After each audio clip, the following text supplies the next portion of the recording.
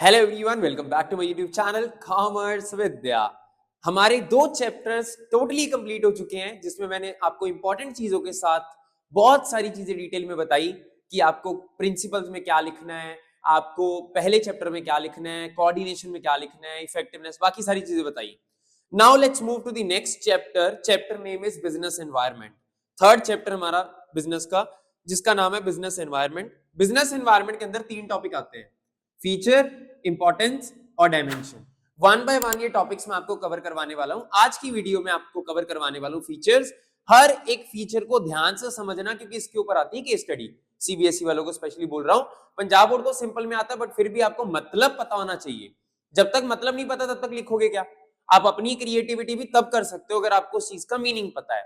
तो ध्यान से पहले इनके मीनिंग समझ लेना कि इस पॉइंट का मतलब क्या है, क्योंकि ऐसा तो है नहीं कि कुछ भी लिख दोगे, कुछ कुछ समझ के लिखना जरूरी है। तो हमारे पास है फीचर में सबसे पहले टोटलिटी ऑफ एक्सटर्नल फोर्सेस। पहले बिजनेस एनवायरनमेंट का थोड़ा सा मतलब बताता हूं। मैं कोई भी बिजनेस करूं उससे पहले मुझे अपने आउटसाइड एनवायरनमेंट को स्टडी करना बहुत जरूरी है, मतलब सराउंडिंग्स को। मेरे को दुकान खोलनी है कपड़े की, तो मुझे ये देखना है मुझे कपड़े की दुकान कहां खोलनी है, किस एरिया में ओपन करनी है, वहां क्या क्या चैलेंज है, वहां कितनी दुकानें हैं ऑलरेडी, वो किस तरीके का सामान बेच रहे हैं, मुझे कैसा सामान बेचना है, मेरे कॉम्पिटिटर कौन रहेंगे, उसके बाद वहां की पॉलिसी क्या है गवर्नमेंट की। हर एक चीज को देखना पड़ेगा, उसी को बोला जाता है बिजनेस एनवायरनमेंट। अब ऐसा तो है नहीं मुझे दुकान ओपन करनी है, मुझे कैफे ओपन करना है, मुझे शॉप, मुझे बड़ा मॉल ओपन करना है, कहां करूं? सबसे बेस्ट एग्जांपल देता हूं इसकी। बेस्ट एग्जांपल है हमारे यहाँ पे बिजनेस एनवायरनमेंट की, क्या हो सकती है बताओ? क्या? Petrol pump. अगर कोई पेट्रोल पंप ओपन करता है ना, पहले पूरा एनालिसिस होता है। मान लो एक एरिया में 5,000 बंदे रहते हैं, छोटा सा गांव है या विलेज है, जहां पे मान लो सिटी बात करते हैं, एक सिटी में 2 लाख लोग रहते हैं। वहां कितने पेट्रोल पंप हैं, कितने होने चाहिए? वहां पे ऑलरेडी पूरे हैं। वहां पे मान लो 20 पेट्रोल पंप है, छोटा सा एरिया है, बस 10 किलोमीटर में 20 पेट्रोल पंप है। आप वहां और ओपन करके क्या करोगे? पहली डिमांड पूरी हो रही है, फायदा तो है नहीं कोई। तो इट्स बेटर वहां पे ओपन करो जहां पे उसकी रिक्वायरमेंट है। तो ये एनालिसिस करके पता चलेगा, डायरेक्टली आपको समझ नहीं आएगा। बिजनेस एनवायरनमेंट का मतलब होता है सिंपल, आप पूरी ऑर्गेनाइजेशन के बाहर जो जो है, इसकी एक वो भी इक्वेशन भी, यूनिवर्स, पूरे यूनिवर्स में से ऑर्गेनाइजेशन को बाहर निकाल दो जो मेरी है, जो बच गया वो मेरा एनवायरनमेंट है। इस सबको स्टडी करना पड़ेगा, इस सबको स्टडी करना पड़ेगा। मेरे अलावा जो कुछ भी दुनिया में है सब स्टडी करूंगा, मेरे पे क्या चीजें पॉजिटिवली, कौन सी चीजें नेगेटिवली इफेक्ट कर सकती हैं। सर पॉजिटिवली मतलब? पॉजिटिवली मतलब आपके घर में अगर आसपास कोई मॉल बन जाए, आपके घर का रेट बढ़ जाएगा। पॉजिटिव इफेक्ट एनवायरनमेंट का। मैंने तो कुछ किया ही नहीं। कोविड आ गया, मैंने दुकान की ओपनिंग रखी थी, मुझे पता ही नहीं था कोविड आना है। आज दुकान ओपन करी, 4 दिन बाद कोविड आ गया, दुकान बंद हो गई, 2 साल दुकान बंद रही। ओपनिंग करके मिठाई खिला के लोगों को वेला हो गया। क्या फायदा हुआ? कुछ भी फायदा नहीं हुआ। एनवायरमेंट स्टडी किया होता तो पता लगता कि भाई कोविड चल रहा है, पीछे मार्केट में इतनी न्यूज चल रही है, एकदम से थोड़ी आया है, पूरा टाइम लगा, फॉरेन कंट्रीज में आया फिर इंडिया में आया। उस टाइम एनालिसिस करते कि इंडिया में अगर ये चीज आ गई तो लॉकडाउन लग जाएगा, सोचा ही नहीं, एनवायरमेंट स्टडी किया ही नहीं, तो दिक्कत आनी है। ठीक है, चलो मीनिंग मैंने बता दिया, फीचर्स पे बात करते हैं। सबसे पहले टोटलिटी ऑफ एक्सटर्नल फोर्सेस। हमारी ऑर्गेनाइजेशन के बाहर जितनी भी सराउंडिंग्स है, चाहे वो सोशल एनवायरनमेंट है, पॉलिटिकल है, सरकार है, लोग हैं, पॉलिसीज हैं, सब कुछ बिजनेस एनवायरनमेंट में ही आता है। टोटल है बिजनेस एनवायरनमेंट, बताया ना, सारा कुछ इसके अंदर ही आता है। Second, specific and general forces. देखो वर्ड स्पेसिफिक का मतलब है सिर्फ मेरे को ही इफेक्ट करेगी चीज, बाहर किसी को नहीं करेगी, सिर्फ मुझे ही इफेक्ट करेगी। एग्जाम्पल अगर मैं स्पेसिफिक की आपको एग्जाम्पल दूं, हमारी सरकार ने अल्कोहल पे टैक्स बढ़ा दिया, तो किसको इफेक्ट आएगा? सिर्फ अल्कोहल इंडस्ट्री पे। पढ़ाने वाले को क्या इफेक्ट है? As a teacher, as an educator, मेरे पे तो कोई इफेक्ट आएगा ही नहीं। किस पे आएगा? अल्कोहल इंडस्ट्री पे। That is specific force, directly आपके बिजनेस पे इफेक्ट किया। आगे आया जनरल।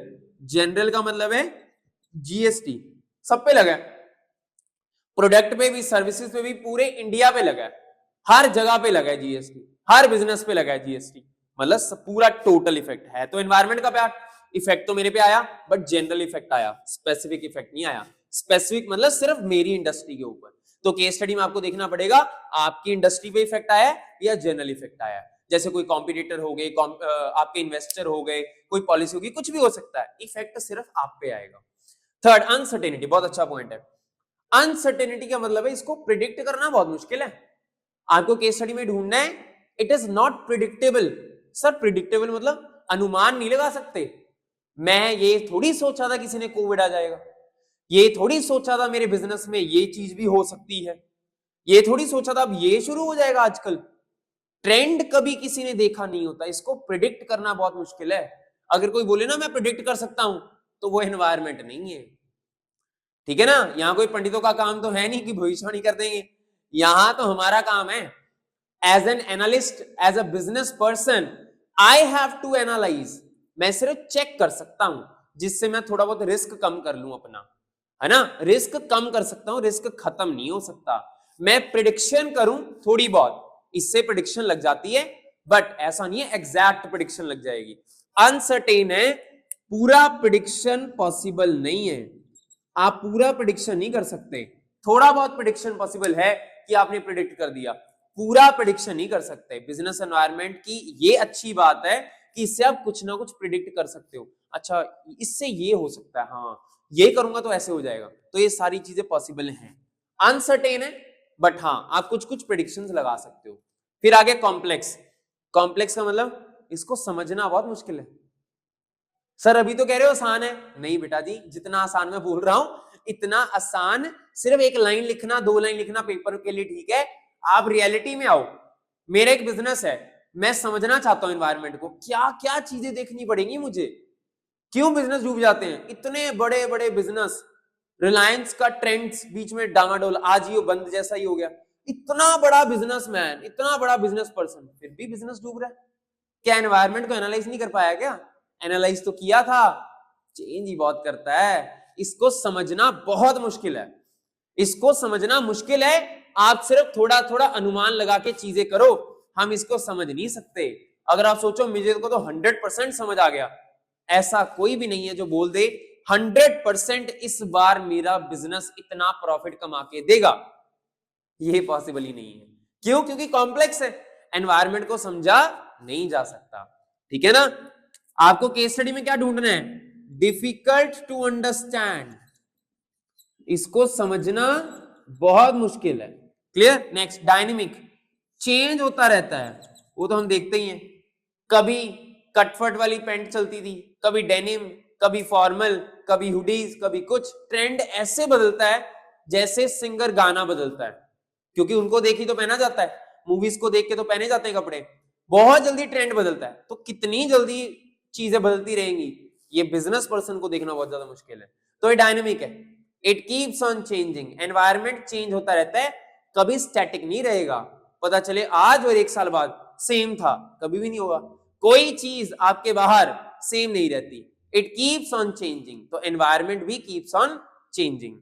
लास्ट है हमारा सेकंड लास्ट है रिलेटिविटी। रिलेटिविटी का मतलब क्या होता है? रिलेटिविटी का मतलब है यहां पे एक एनवायरनमेंट का इफेक्ट कुछ और है, बाहर कुछ और है। समझे नहीं? सुनो, मान लो मैं यहां पे बात करता हूं, एग्जांपल देता हूं आपको। चलो एग्जांपल, बेस्ट एग्जांपल आ गई दिमाग में, ट्रांसपेरेंट शूज प्यूमा के। प्यूमा ने ना ट्रांसपेरेंट शूज बनाए थे, वो फॉरेन में तो बहुत अच्छे चले, इंडिया में चले ही नहीं। उनको लगा यार ये क्या, मतलब कैसे हो गया ये ट्रांसपेरेंट शूज फॉरेन में चल नहीं रहे, फॉरेन में बहुत बढ़िया चल रहे हैं, इंडिया में चल ही नहीं रहे।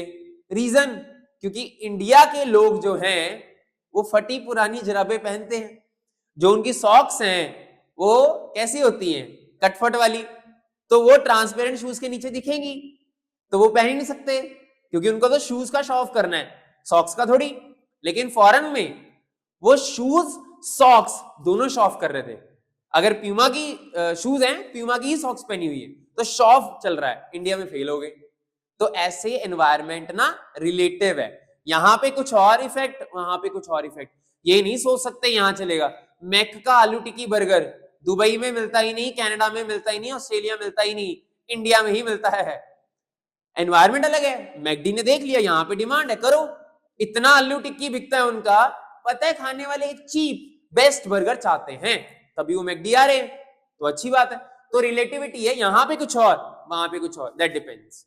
आगे आ गया इंटर रिलेटेडनेस। इसका मतलब एक एनवायरमेंट यहां से दूसरी जगह इंटर रिलेटेड है, सोशल इकोनॉमिक के साथ, इकोनॉमिक पॉलिटिकल के साथ 5 डायमेंशन है, social economic political legal technological, ये सारे आपस में इंटर रिलेटेड है, एक दूसरे पे डिपेंडेंट है। ऐसा नहीं कि सोशल अपना ही चल रहा है।